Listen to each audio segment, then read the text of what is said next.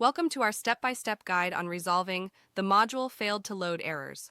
We'll walk you through fixing RegSvr32 and ISDone Unarc errors efficiently.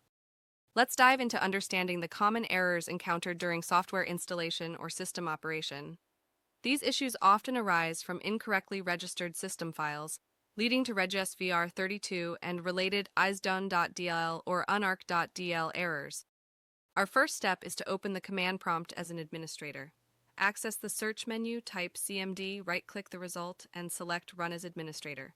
Confirm the user account control prompt to proceed.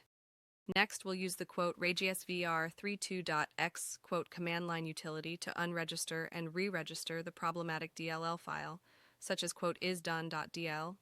This process clears corrupted entries and creates a fresh registration. Now, paste and run each command in the command prompt window one by one. After each command, press Enter. You should see a confirmation message indicating success. This method is versatile. If you encounter errors with a different DLL, simply replace ISDone.dll in the commands with the name of your specific file, like Unarc.dll.